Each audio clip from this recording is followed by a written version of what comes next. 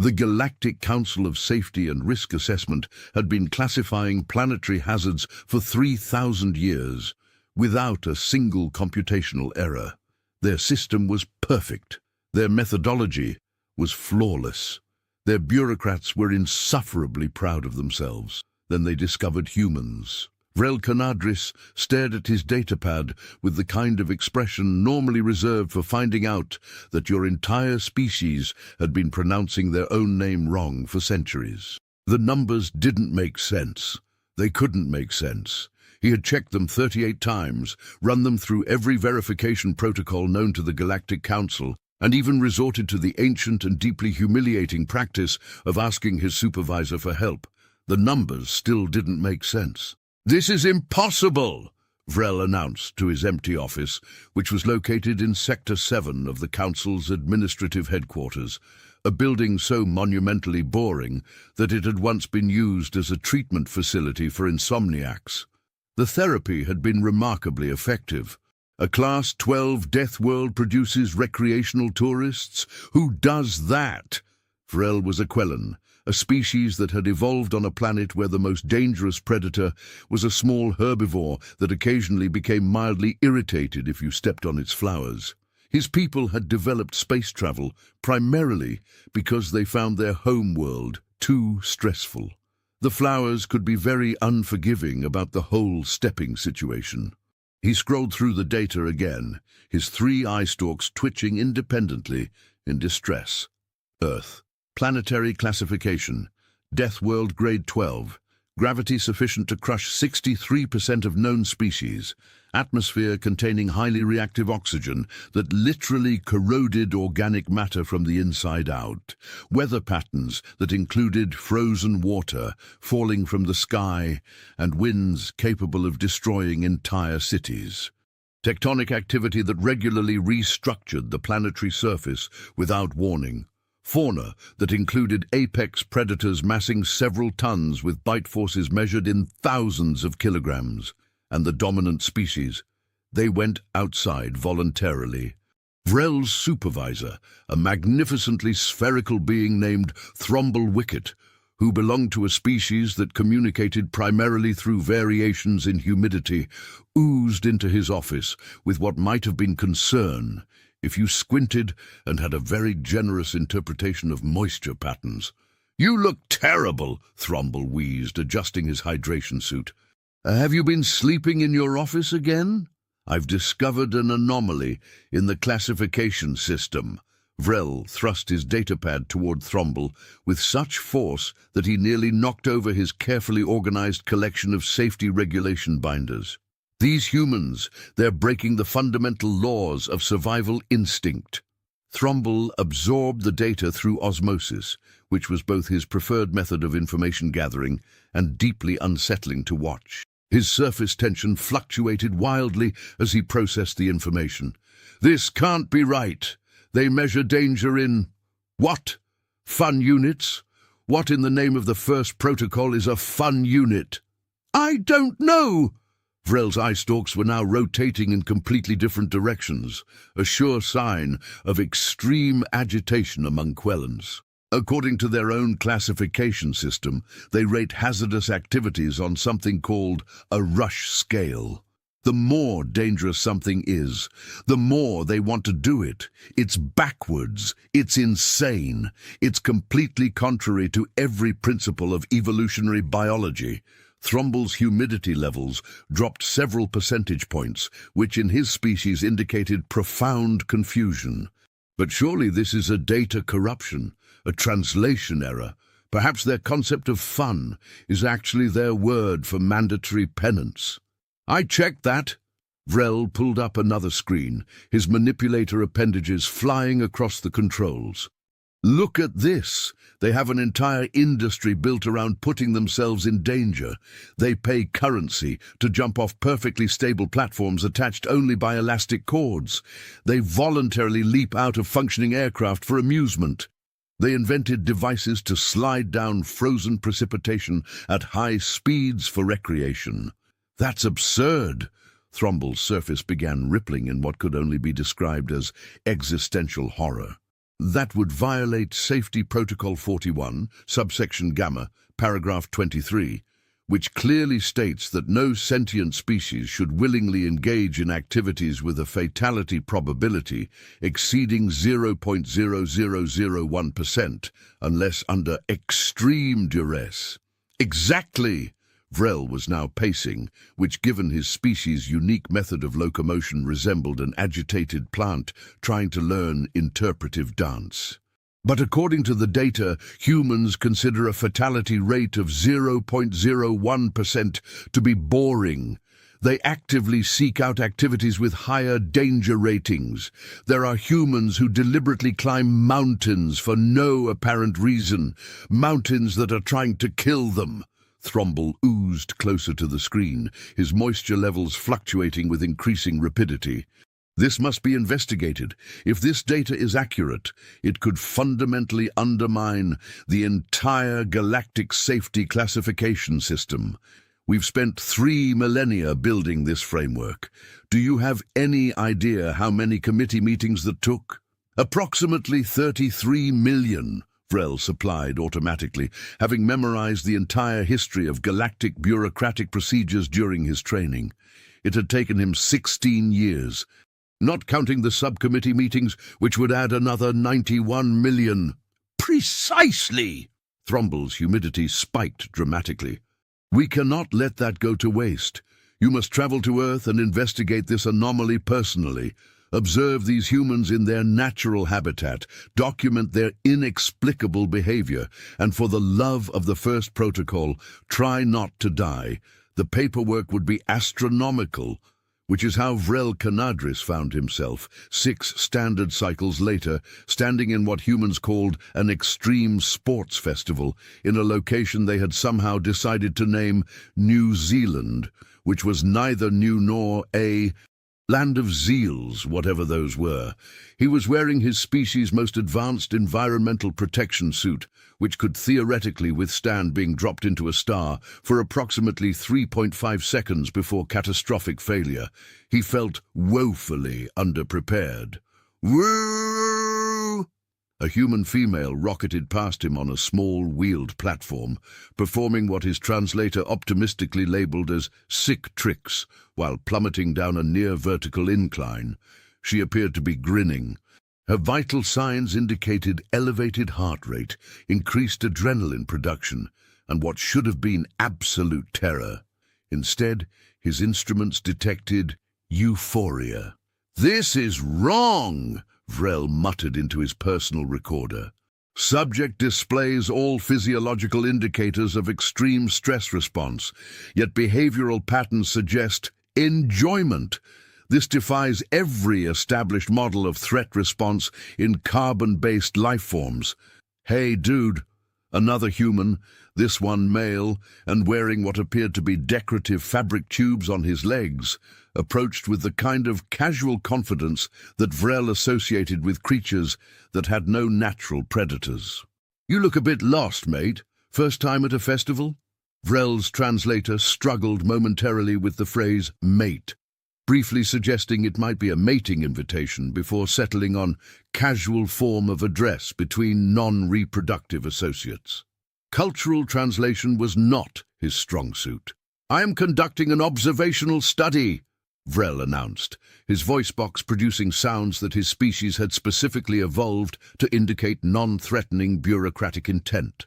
"I am attempting to understand human recreational preferences." The human's face split into what Vrel's database identified as a smile, though it looked alarmingly similar to the threat displays of several predatory species. "Oh, brilliant! You've come to the right place, mate. We've got base jumping, hang gliding, whitewater rafting, bungee jumping, and if you're feeling really adventurous, there's a guy offering shark cage diving experiences off the coast."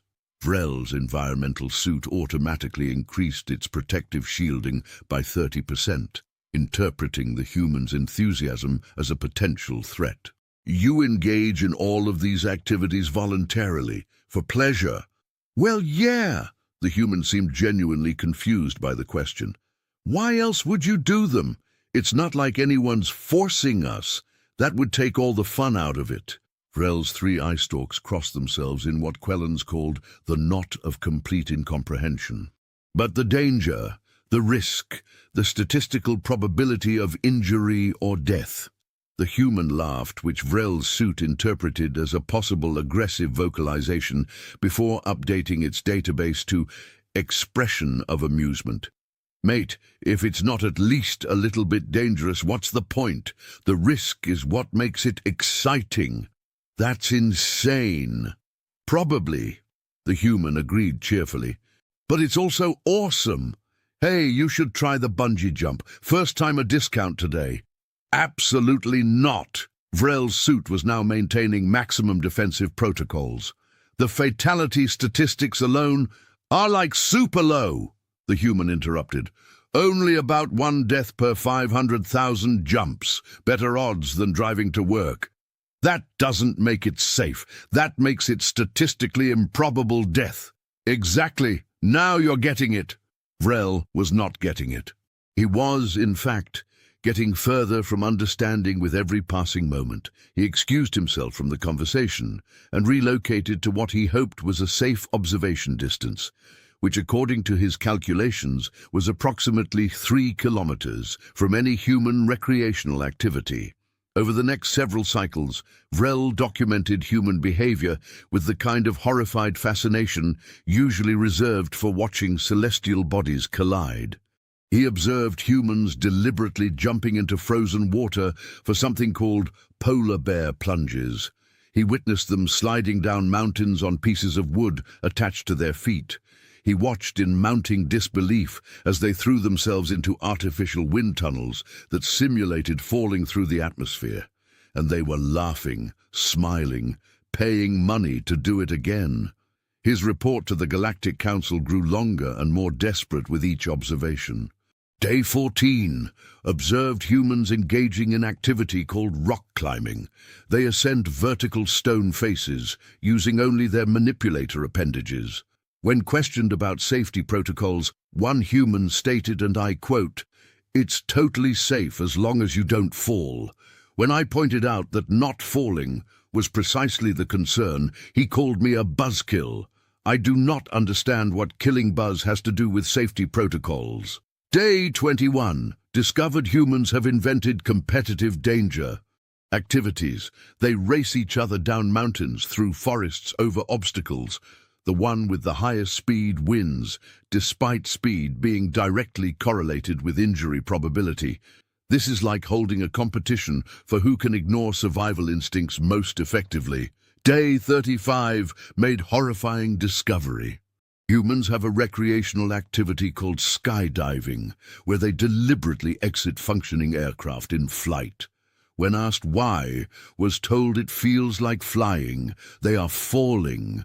Falling is the opposite of flying. This is definitionally incorrect. By day 49, Vrel was no longer sleeping. His environmental suit's therapeutic anxiety reduction protocols were running at maximum capacity. He had developed a nervous tic, where his eye stalks would spontaneously curl into defensive spirals whenever a human mentioned trying something new and exciting. But he was a dedicated civil servant of the Galactic Council, and he would complete his assigned task, even if it resulted in a complete psychological breakdown, requiring extensive therapeutic intervention, which is precisely when he met Rico Tansworth. Rico was a human female who described herself as a thrill-seeker and adventure consultant, which, as far as Vrel could determine, meant she was professionally employed to have terrible survival instincts.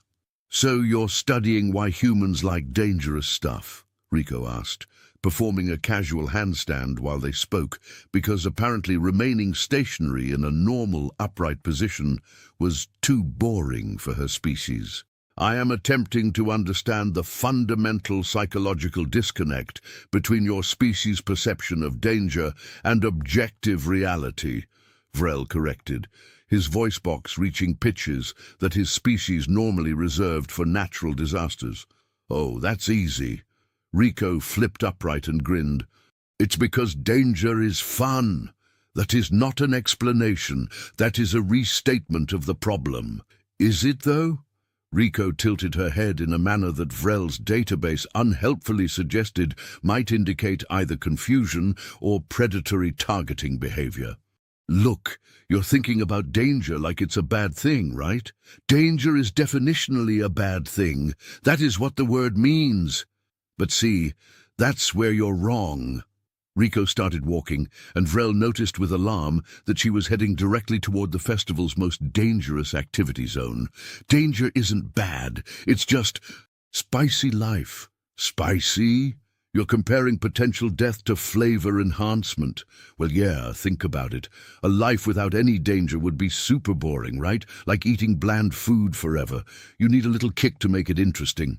Vrel's entire worldview was crumbling like a poorly constructed safety regulation. But your species could be injured. You could die. Could, Rico agreed happily. But probably won't. And that little bit of probably is what makes it exciting. The rush you get from doing something dangerous and surviving it, nothing compares to that feeling.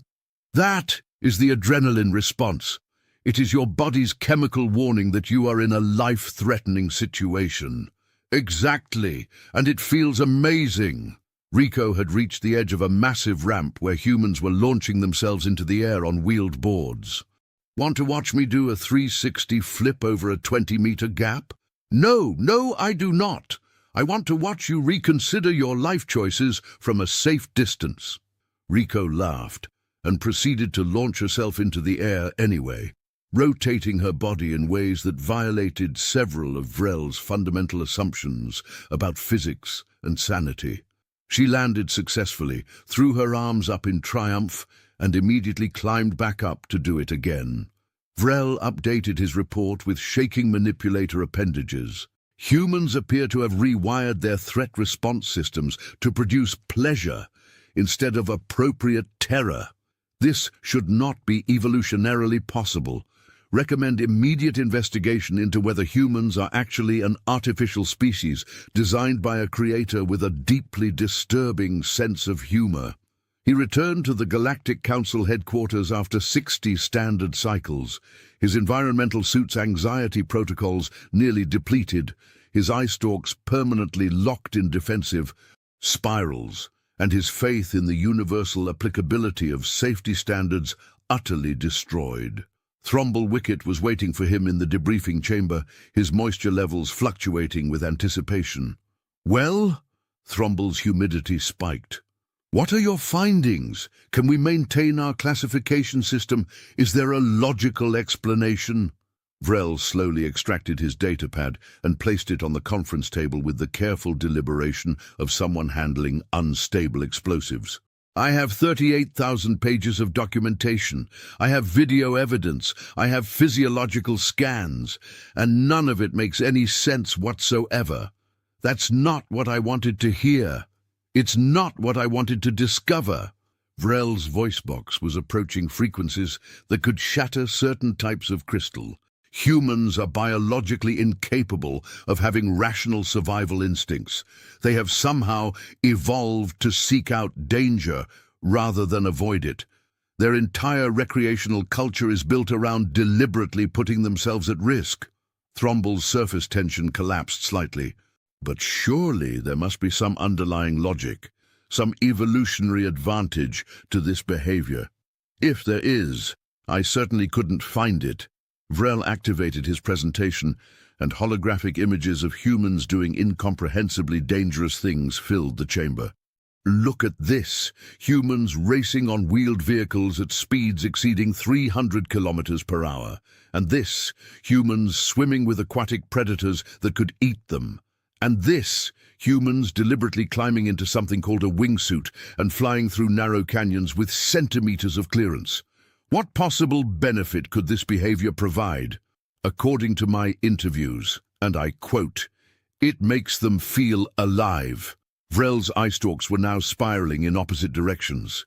As if the absence of mortal peril somehow makes existence less valid. It's philosophical nonsense. Thromble oozed around the holographic displays, his humidity levels dropping to alarming lows. This is a disaster. If we can't classify humans using standard safety metrics, the entire system becomes questionable. What if other species decide to start measuring danger in fun units? I find that highly unlikely. Vrel paused, then added with less certainty, although I have received reports that several younger members of the Quellan diplomatic corps stationed on Earth have started engaging in something called rock climbing. Rock climbing. My own species. We're supposed to find flowers stressful. This is exactly what I was afraid of. Thrombel's moisture levels began fluctuating wildly. Human behavior is contagious. We need to contain this before the entire galaxy starts deliberately endangering themselves for entertainment. It may be too late. Vrel pulled up another report. The Xanthorian Trade Confederation has requested human consultants to make their transit systems more exciting. The Merlian Collective wants to install human-style amusement parks on their colonies.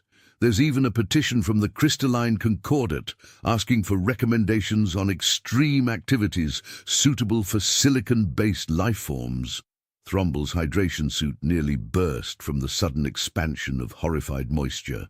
This is an existential crisis for galactic safety standards. We need to escalate this to the full Council. Immediately.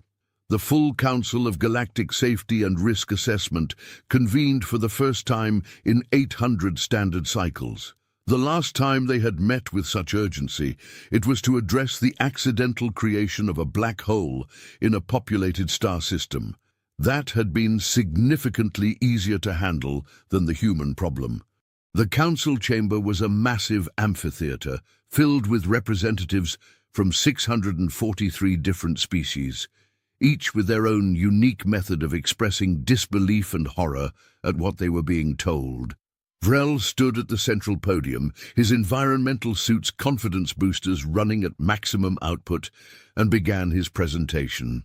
Honored council members, I present my findings on the human anomaly. A collective rustle of concern, gasps, moisture fluctuations, and several forms of communication that didn't translate well into standard sensory formats rippled through the chamber. Vrel activated the holographic display, and images of humans doing increasingly inexplicable things began cycling through the air.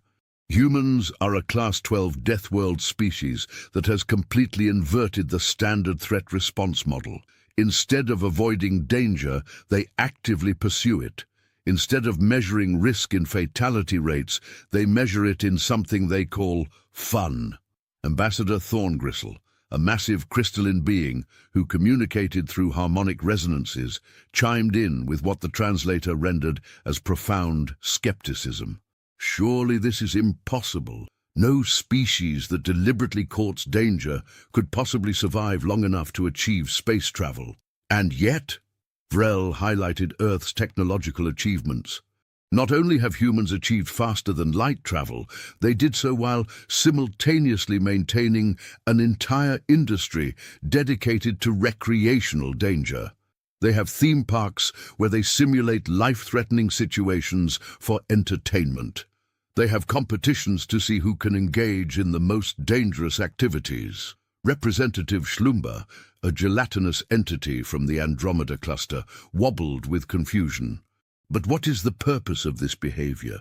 What evolutionary advantage does it provide? None that I can determine. Vrel's eye stalks were beginning to spiral again.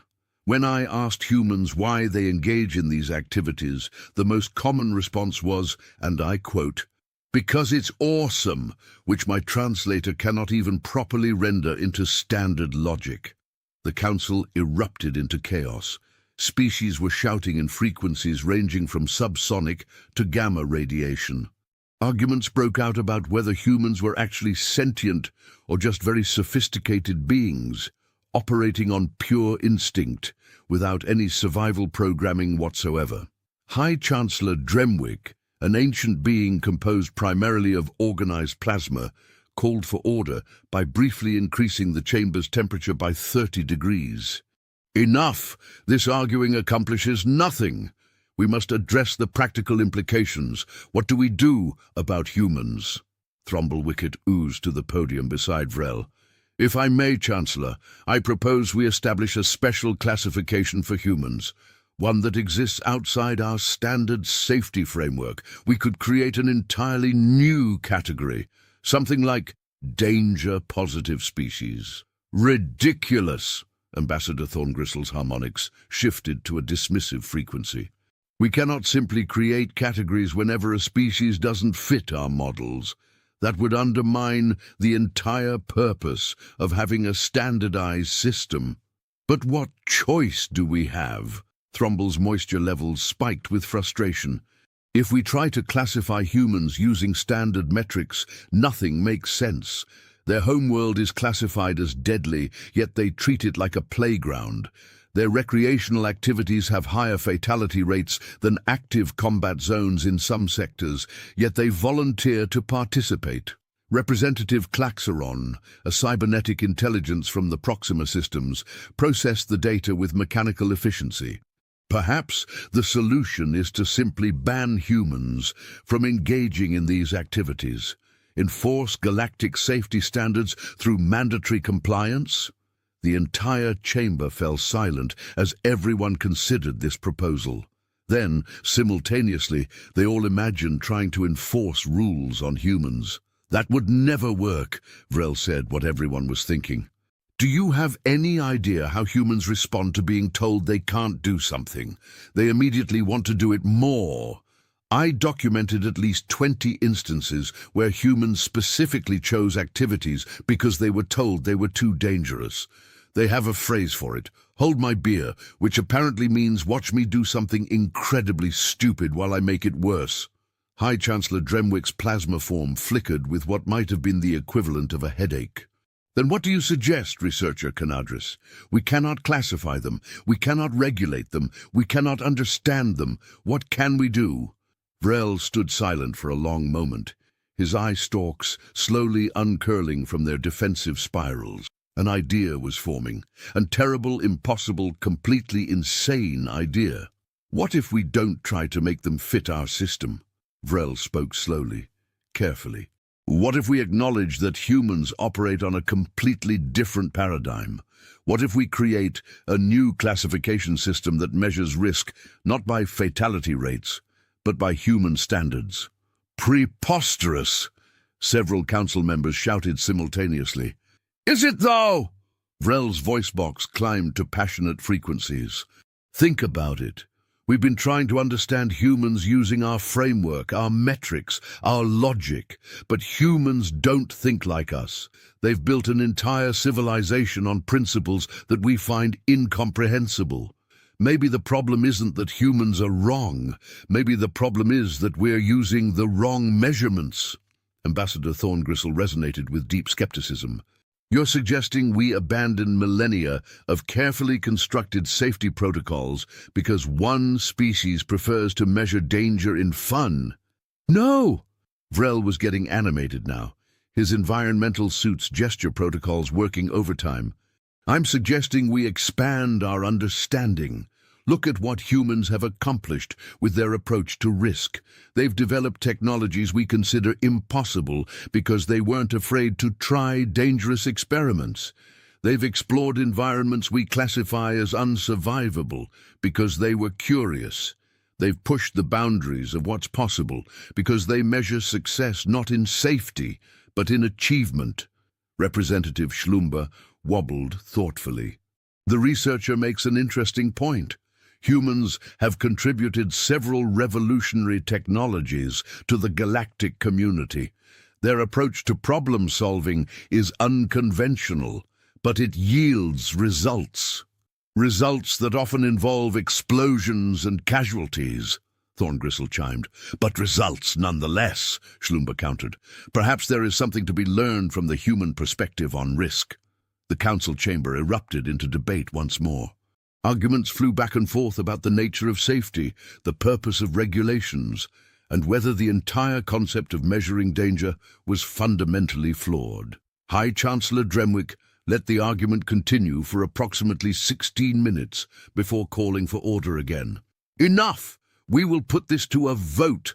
all in favor of establishing a separate classification system for humans, one that acknowledges their unique approach to risk assessment. The vote was closer than Vrel expected.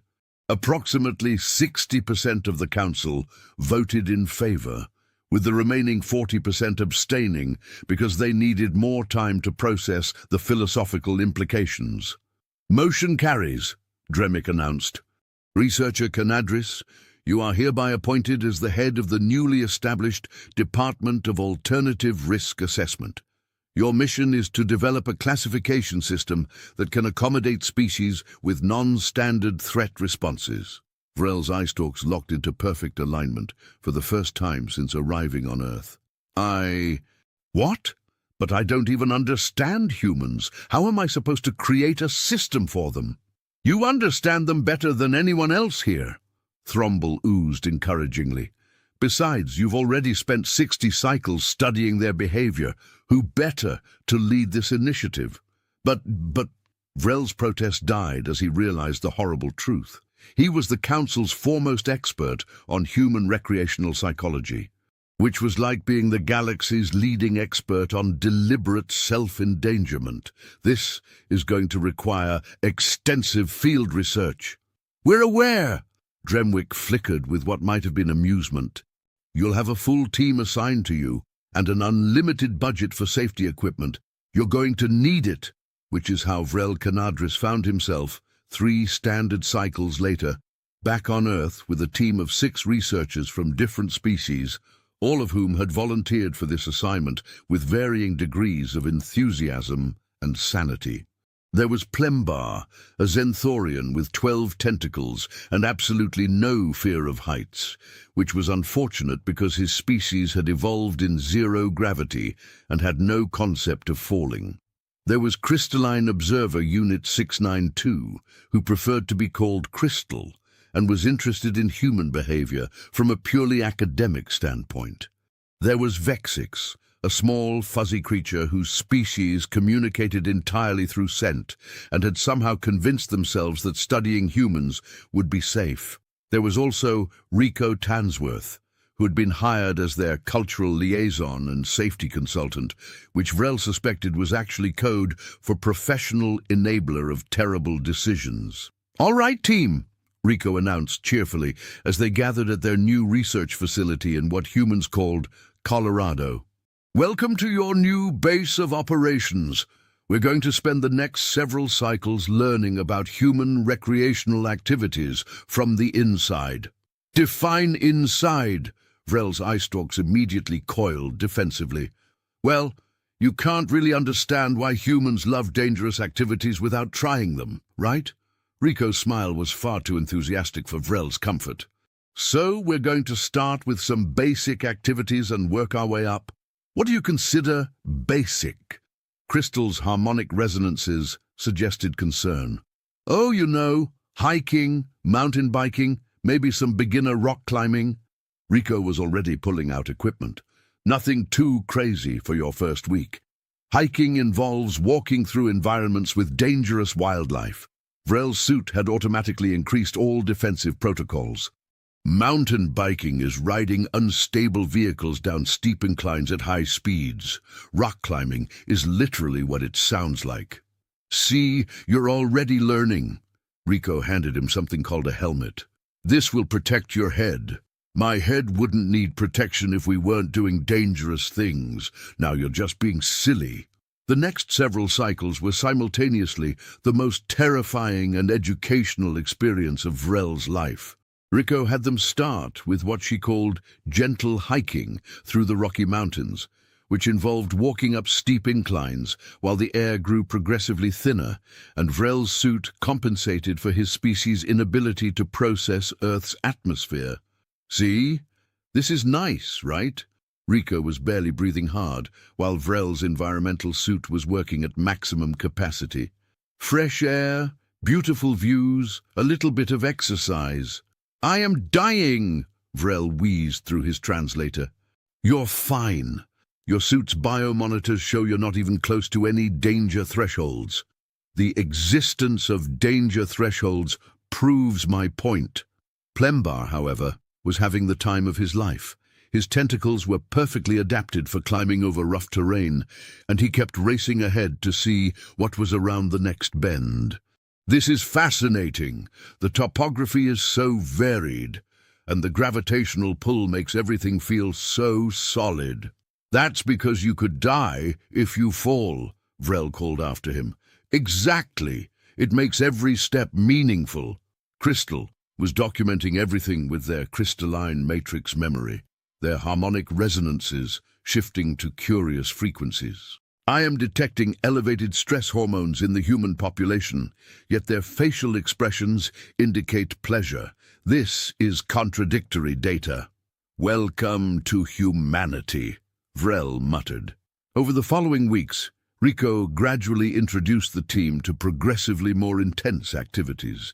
Mountain biking came next, which involved riding primitive wheeled vehicles down narrow trails while dodging rocks, trees, and other obstacles that seemed specifically placed to cause injury. Vrel crashed 16 times on his first attempt. "You're doing great," Rico encouraged, as she helped him up for the 16th time. "You're really getting the hang of it." "I have literally not gotten the hang of it even once."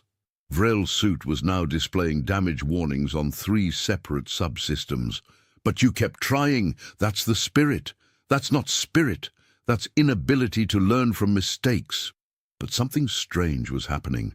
Something that Vrel didn't want to acknowledge. Somewhere around the 23rd time he fell off the mountain bike, something in his brain chemistry shifted. Instead of pure terror, he felt something else, something that his translator struggled to identify before finally settling on a word that made him deeply uncomfortable. Excitement. "No!" Vrel announced to his team that evening as they reviewed their findings. "No, no, no! I am not becoming infected with human danger-seeking behavior. This is a psychological contamination." "Or," Crystal chimed hopefully, "you are beginning to understand the human perspective experientially rather than theoretically." "Same thing!" But Crystal was right. As the cycles progressed and the team engaged in more activities, they all began to develop a strange appreciation for the human approach to recreation. Blembar became obsessed with rock climbing, using his tentacles to find holds that humans couldn't reach. Vexix discovered that their species' low mass made them excellent at activities requiring precise balance. Even Crystal found enjoyment in activities that tested their structural integrity, and Vrel found himself actually looking forward to their daily adventures. It was horrifying. "I think I'm broken," Vrel confessed to Thromble during one of their regular communication updates. "I went skydiving yesterday. Voluntarily, I paid money to jump out of an aircraft." Thromble's moisture levels fluctuated with concern. "Did you enjoy it?" There was a long pause. "Yes!" Vrel's voice box cracked with the admission. "And that's the problem. I shouldn't enjoy it. It violates every principle of my upbringing. But when I was falling through the atmosphere with nothing but a fabric canopy between me and certain death, I felt alive," Thromble supplied. "Exactly." Vrel's eye stalks drooped in defeat. "I'm turning into a human, or at least I'm understanding why humans do what they do, and it's because there's something about facing danger and surviving it that makes everything else feel more real, more significant. It's like..." He struggled for words. "It's like eating bland food your entire life and then discovering spices." Rico used that exact metaphor, didn't she? "She did, and I hate that it makes sense." Thromble was silent for a long moment, his humidity levels stabilizing into what might have been acceptance. "Perhaps that's the point, researcher Canadris. Perhaps the lesson here isn't about understanding human behavior through our framework. Perhaps it's about expanding our own framework to include theirs." "That's terrifying!" "Most growth is." The research continued for 6 standard months. The team documented hundreds of human recreational activities, interviewed thousands of participants, and personally tested dozens of dangerous pursuits. They compiled data on adrenaline responses, dopamine production, and the complex neurochemistry of what humans called the rush. But more importantly, they developed something that the Galactic Council had never had before: empathy for a completely different approach to existence. Vrel's final report to the Council was 12,000 pages long and included enough video documentation to fill a small database. He presented his findings to the full assembly. His environmental suit's confidence boosters no longer necessary. "Honored Council members," Vrel began, his voice box clear and steady.